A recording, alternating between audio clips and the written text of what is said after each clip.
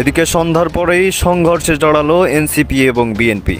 ফেব্রুয়ারিতে নির্বাচন বন্ধের ঘোষণায় ক্ষেপে উঠেছে বিএনপি। রাতেই ভয়ানক আক্রমণের হুঁশিয়ারি। ইলেকশনের ডেট ঘোষণা হয়েছে। ডোনাল্ড ট্রাম্প মানে বাংলাদেশ থেকে কি তিনি কিছু শিখেন? আসলে শিখেন। বোঝা গেছে যে পৃথিবী বদলাই গেছে। যারা বলেন যে বাংলাদেশ থেকে শিখার মতো কিছু নাই, তাদেরকে চোখে আঙুল দিয়ে ডোনাল্ড ট্রাম্প দেখিয়ে দিয়েছেন আওয়ামী লীগ কিন্তু মরে যায়নি, আওয়ামী লীগকে শেষ করা সম্ভব না। এক বছরের মধ্যে আমরা 5,500টি ইউনিয়ন তথ্য কেন্দ্র বানিয়েছি। হঠাৎ করেই যেন ইউটিউবের পর্দায় নেমে এলো এক চাঞ্চল্যকর খবর।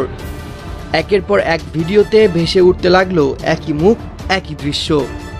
হাতে হাত করা পুলিশের গাড়িতে তোলা হচ্ছে একজনকে। আমরা যখন দেখি আমরা একটা অন্যায়ের প্রতিবাদ করলে, আমরা সত্যি কথাটা তুলে ধরলে, আমরা যখন যৌক্তিকভাবে সমালোচনা করি, তখন আমাদের বিরুদ্ধে 10 কোটি টাকার মানহানির মামলা দেওয়া হয়। তখন আমরা মনে করি এগুলো হচ্ছে আমাদেরকে ভয় ভীতি দেখানোর লক্ষণ। শেখ হাসিনার আইনজীবী হতে চাইলেন জেড.আই. খান পান্না, খারিজ করলেন ট্রাইব্যুনাল। তিনি হইতে পারলে ভালো হতো, এটা মানে বেশ গ্রহণযোগ্যতা পাইতো এবং মনে করা হয়তো যে না, বিচারটা একতরফা হচ্ছে না। আসসালামু আলাইকুম রহমতুল্লাহ। সবাই কেমন আছেন? আশা করি সবাই অনেক অনেক ভালো এবং সুস্থ আছেন। সবাইকে স্বাগতম জানাচ্ছি আমাদের অর্ডার প্রথম ভিডিওতে। প্রতিদিনের মতো আমি আপনাদের সিরিয়াত ফারুকি আবারও চলে আসলাম নতুন একটা ভিডিও নিয়ে। দর্শক, আপনারা ইতিমধ্যে দেখেছেন যে ভিডিওর শুরুতে দেশের যে চলমান পরিস্থিতি চলতেছে, তার ধারাবাহিকতা আজকের ভিডিওটা আপনার মধ্যে তুলে ধরার চেষ্টা করেছি। আমরা সামাজিক যোগাযোগ মাধ্যমে দেশের যে রাজনৈতিক চলমান পরিস্থিতি সম্পর্কে চলতেছে, সেটা সম্পর্কে বেশ কিছু তথ্য জানতে পাই। সে তথ্যগুলো আপনাদেরকে ভিডিও আকার আপনার মধ্যে তুলে ধরার চেষ্টা করি। এখানে আমাদের কোনো ব্যক্তিগত মতামত নাই। দর্শক, আমরা ইতিমধ্যে আপনারা সবাই ভিডিওর শুরুতে বেশ কিছু অংশবিশেষ দেখেছেন, যে অংশবিশেষগুলো দেখে বুঝতে পেরেছেন যে আজকের ভিডিওটা কতটা গুরুত্বপূর্ণ হতে চলেছে। তো দর্শকের বিষয়টা বেশি না বলে আমরা সরাসরি মূল আলোচনায় চলে যাচ্ছি। তার আগে আপনাকে বিনীতভাবে অনুরোধ থাকবে যারা আমাদের চ্যানেলটিতে এখন নতুন, চ্যানেল সাবস্ক্রাইব করে সাথে থাকবেন। যারা ইতিমধ্যে সাবস্ক্রাইব করেছেন তাদেরকে অসংখ্য ধন্যবাদ। যারা সাবস্ক্রাইব করেন তাদের উদ্দেশ্যে একটি কথা বলবো, দেখতে থাকুন, দেখতে ভালো লাগবে, ভালোবাসা হয়ে যাবে ইনশাআল্লাহ। দর্শক, আর বেশি কথা নয়, আমরা এখানে ধারাবাহিকভাবে একটু বিস্তারিত দেখে আসি। ডোনাল্ড ট্রাম্প মানে বাংলাদেশ থেকে কি তিনি কিছু শিখেন? আসলে শিখেন। বোঝা গেছে যে পৃথিবী বদলাই গেছে। যারা বলেন যে বাংলাদেশ থেকে শিখার মতো কিছু নাই, তাদেরকে চোখে আঙুল দিয়ে ডোনাল্ড ট্রাম্প দেখিয়ে দিয়েছেন যে বাংলাদেশ থেকে আসলে শিখা যায়। তবে কি শিখা যায় আসুন দেখি। ট্রাম্প আসলে আমাদের উপদেষ্টা মাহফুজের কাছ থেকে একটা জিনিস শিখছে। আপনাদের খেয়াল থাকার কথা, এই ইন্টারিম গঠনের পর মাহফুজ যখন উপদেষ্টা হিসেবে দায়িত্ব পান, তখন গণভবন সহ বেশ কিছু জায়গা থেকে বঙ্গবন্ধু শেখ মুজিবুর রহমানের প্রতিকৃতি মানে যেই ছবিগুলো ছিল সেগুলো তিনি সরিয়ে নিয়েছেন। এমনকি বাংলাদেশের বেশিরভাগ সরকারি প্রতিষ্ঠান থেকে সরকারের মাধ্যমেও এই ছবিগুলো নামানোর জন্য সর্বোচ্চ লেভেলের চেষ্টা করা হয়েছে, সরিয়ে নেওয়া হয়েছে। তো এই ইতিহাস কি শুধু বাংলাদেশেই ডক্টর ইউনুস বা এই মাহফুজরাই করলো নাকি না আরো কোথাও করছে? জি, এখন আমরা কেন বললাম যে বাংলাদেশের পর এই দৃশ্য আমরা আপাতত দেখতে পাচ্ছি ট্রাম্প প্রশাসনে। হঠাৎ করে এক অদ্ভুত নির্দেশ দিয়েছেন ট্রাম্প। হোয়াইট হাউস থেকে বারাক ওবামা সহ সাবেক 3 প্রেসিডেন্টের প্রতিকৃতি সরানোর নির্দেশ দিয়েছেন ডোনাল্ড ট্রাম্প। প্রতিকৃতি মানে এখানে বেশ কয়েকটা ছবি ছিল। প্রকৃতিগুলো হোয়াইট হাউসের প্রবেশপথ থেকে সরিয়ে এমন একটা জায়গায় নিয়ে এখন সেট আপ করা হয়েছে যেখানে দর্শনার্থীরা আর তাদের দেখতে পারবেন না। মার্কিন গণমাধ্যম সিএনএন কিছুক্ষণ আগে এই নিউজ প্রকাশ করল। হোয়াইট হাউসের প্রবেশপথে এতদিন টানানো ছিল মার্কিন সাবেক president Barack Obama, George W Bush এবং জর্জ ডব্লিউ বুশের বাবা আপনার হচ্ছে জর্জ এইচ বুশ। প্রতিকৃতিগুলো সরিয়ে আপনার একটা কম গুরুত্বপূর্ণ জায়গায়, যেখানে সচরাচর নজরে পড়বে না দর্শনার্থীদের, এমন একটা জায়গায় সরানো হয়েছে। বিষয়টি সম্পর্কে দুটি সূত্রের বরাত দিয়ে সিএনএন বলছে, বারাক ওবামার প্রতিকৃতিটি হোয়াইট হাউসের প্রধান সিঁড়ির এক কোণায় সরিয়ে নিতে ট্রাম্প নির্দেশ দিয়েছেন। এর ফলে আপনার জর্জ ডব্লিউ বুশ এবং তার বাবার প্রতিকৃতিও সিঁড়ির পাশে স্থানান্তর করা হয়েছে। তো কেন করা হলো? প্রতিকৃতি সরানোর বিষয়টি রাজনৈতিক প্রতিদ্বন্দ্বীদের প্রতি ট্রাম্পের সর্বশেষ অসম্মানজনিত আচরণ হিসাবেই দেখা যাচ্ছে। বিগত কয়েক বছর যাবৎ আপনার এটা একটা ট্রেডিশন ছিল যে সাবেক প্রেসিডেন্ট যারা সম্ভবত 2000 থেকে এই ট্রেডিশনটা চলতেছে যে তাদের যারা হোয়াইট হাউসে বসবাস করছেন তাদের ছবি সেখানে টানানো ছিল। ট্রাম্পেরটাও কিন্তু থাকতো। এখন ট্রাম্প যখন সরে যাবেন তার ছবিটাও আসলে কিন্তু এখান থেকে সরে যাবে।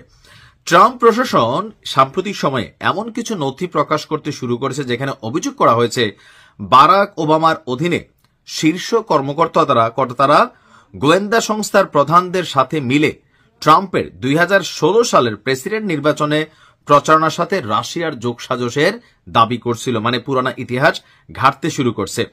ওবামা প্রশাসনের কর্মকর্তাদের নথি প্রকাশের পাশাপাশি হোয়াইট হাউস থেকে তার প্রতিকৃতি সরানোর পদক্ষেপ নেওয়া হলো। ট্রাম্পের যেটা যে ওবামা এবং তার প্রশাসনের কর্মকর্তারা 2016 সালে নির্বাচনের সময় রাষ্ট্রবিরোধী কাজ করেছেন। তবে এই অভিযোগকে অযৌক্তিক, উদ্ভট এবং মনোযোগ সরানোর কৌশল হিসাবে অভিহিত করেছে বারাক ওবামার অফিস। বুশ পরিবারের সাথেও ট্রাম্পের সম্পর্ক ভালো যাচ্ছে না। প্রয়াত জর্জ H.W. বুশ তার জীবনীতে ট্রাম্প সম্পর্কে নেতিবাচক কথা বলেছিল এবং 2016 সালের নির্বাচনে হিলারি ক্লিন্টনকে ভোট দেওয়ার কথাও বলেছিল, এমনকি তিনি নিজেও ভোট দিয়েছিলেন। বুশদের প্রতিকৃতি সরানোর নেপথ্যে এই দ্বন্দ্বকেই কারণ হিসাবে কাজ করেছে বলে আপনার বিশেষজ্ঞরা মনে করছেন। এখন বাকিদের ছবি হয়তো আছে, তাদের সাথে ট্রাম্পের ওরকম ঝামেলা হয় নাই। তো বাংলাদেশ থেকে শিক্ষণীয় হচ্ছে যে কিভাবে আমরা মানে প্রতিপক্ষকে ঘায়েল করতে পারি, নাম নিশানা মিটিয়ে দিতে পারি। এটা ট্রাম্পও অ্যাপ্লাই করলো। ভালো থাকুন। আওয়ামী লীগ কিন্তু মরে যায়নি। আওয়ামী লীগকে শেষ করা সম্ভব না। এক বছরের মধ্যে আমরা 5,500টি ইউনিয়ন তথ্য কেন্দ্র বানিয়েছি।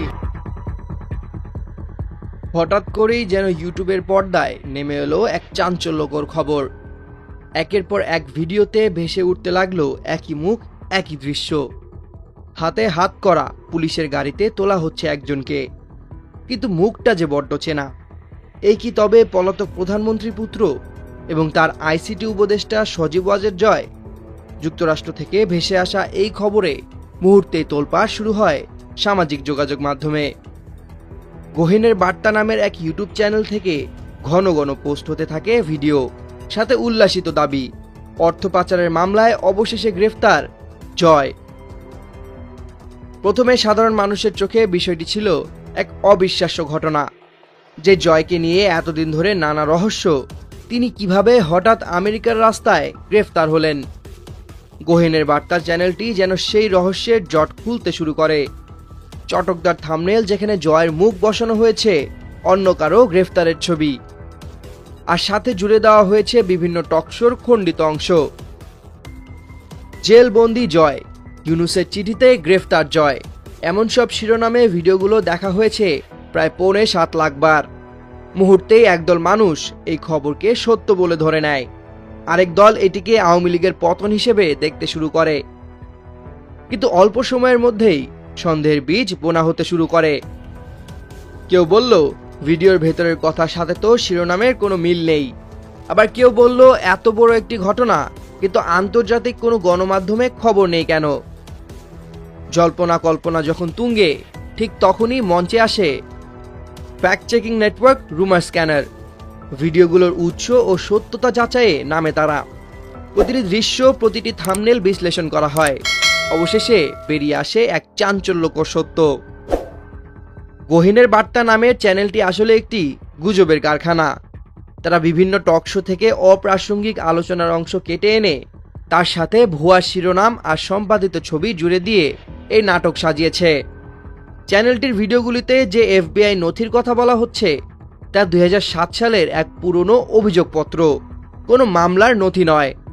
সেই নথিতে থাকার মার্কিন বিচার বিভাগের আইনজীবী লিন্ডা স্যামুয়েলস 2013 সালেই মারা গেছেন। আর FBI কর্মকর্তা ডেবরা ল্যাপ্রভটে নিজেই জানিয়েছেন এই অভিযোগের কোনো প্রমাণ তারা পাননি। রুমার স্ক্যানারের বিশ্লেষণে এটা স্পষ্ট, জয়ের গ্রেফতারের খবরটি ছিল এক পরিকল্পিত প্রোপাগান্ডা। কিন্তু প্রশ্ন থেকে যায়, এমন একটি ভিত্তিহীন গুজব কেন এত সহজে লাখো মানুষ বিশ্বাস করলো? এর পেছনে উদ্দেশ্যই বাকি।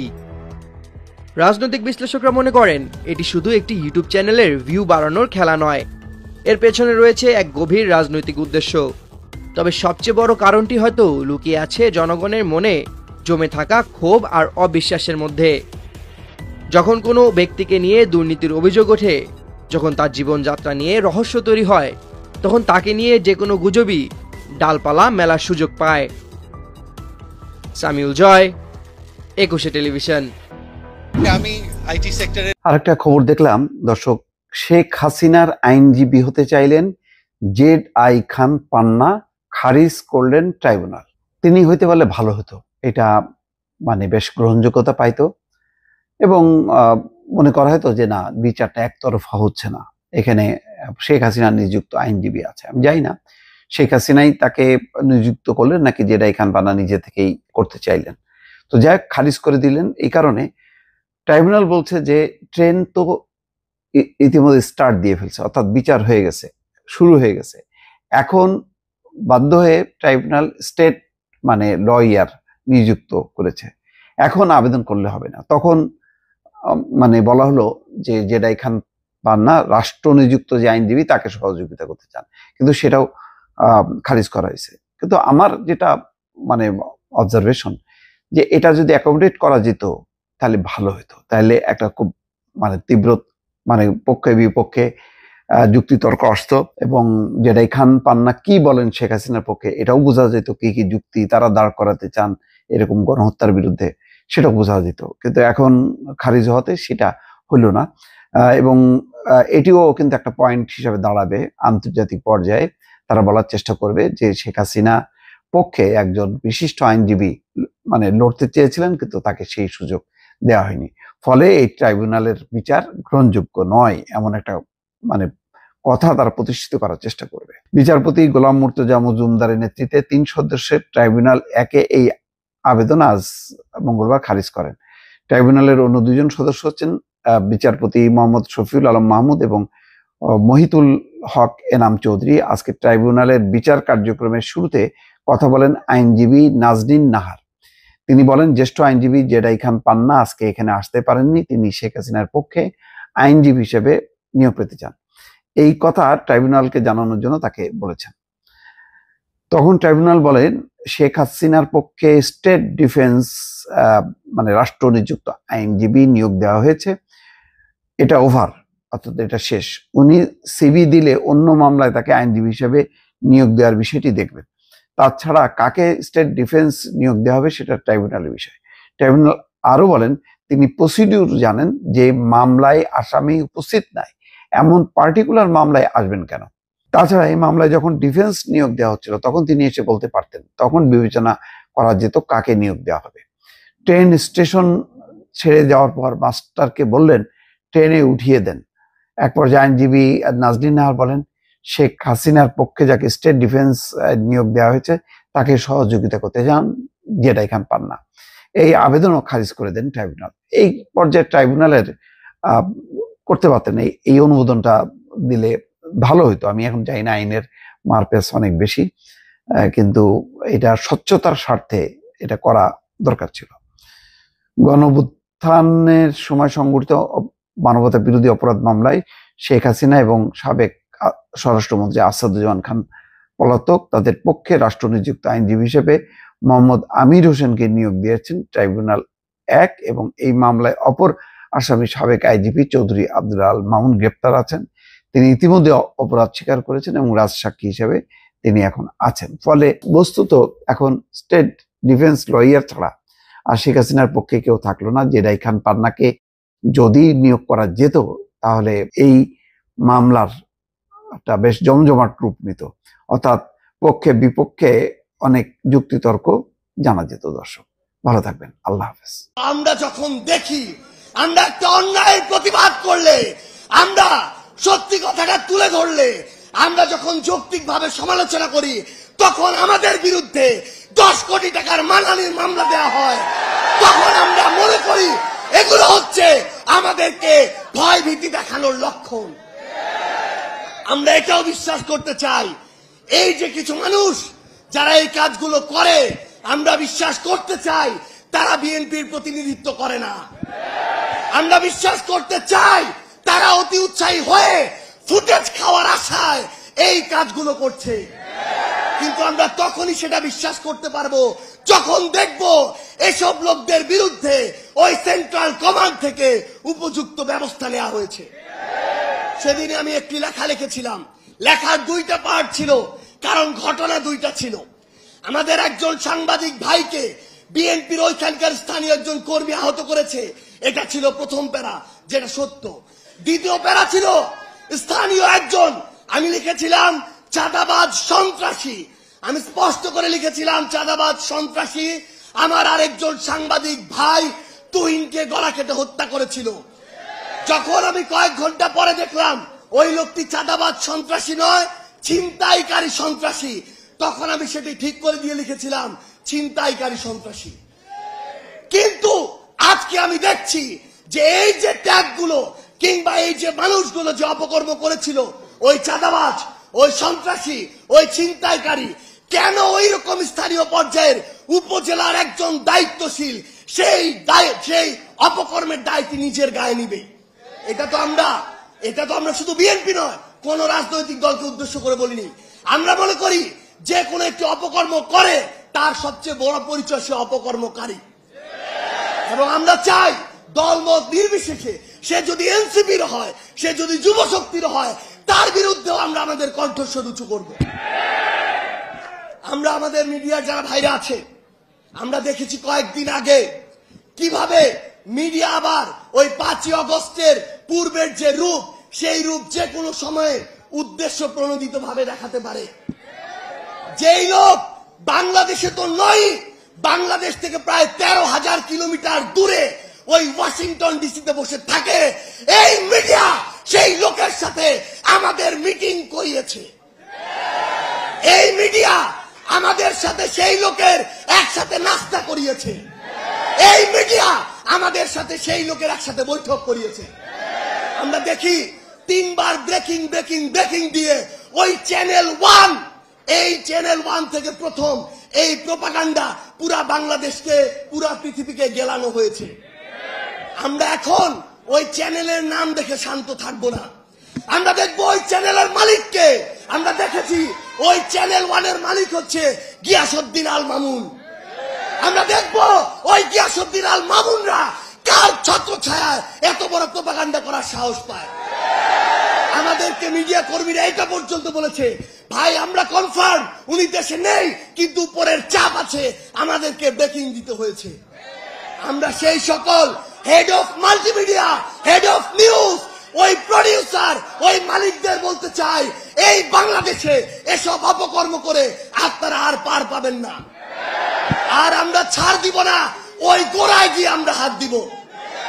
আমরা আরেকটি কথা স্পষ্ট করে বলি, আজকে নাকি সিআইডি কে তদন্তের দায়িত্ব দেওয়া হয়েছে। সিআইডি কে তদন্ত করতে বলবো, যেই লোক বাদী হয়ে এই কাজ করেছে তার আমলনামাটাও একটু যাচাই করবেন। কেঁচো খুলতে যদি সাপ না বের হয় তখন আমাদেরকে দায় দিবেন, এবং সেই সাপ পুরো বাংলাদেশের সামনে আমরা উন্মুক্ত করে ছাড়বো। আপনাদের সাথে আমাদের আবারও দেখা হবে। তো প্রিয় দর্শক, এই বিষয়টা আপনার মূল্যবান মতামত অবশ্যই কমেন্ট করে জানাতে ভুলবেন না। তখন সাথে থাকার জন্য সবাইকে অসংখ্য ধন্যবাদ জানিয়ে এখানে শেষ করবো আজকের ভিডিও। ভালো থাকবেন, সুস্থ থাকবেন, আর আমাদের চ্যানেলটিতে নতুন থাকলে প্লিজ আমাদের চ্যানেল সাবস্ক্রাইব করে সাথে থাকবেন। ধন্যবাদ সবাইকে, আল্লাহ।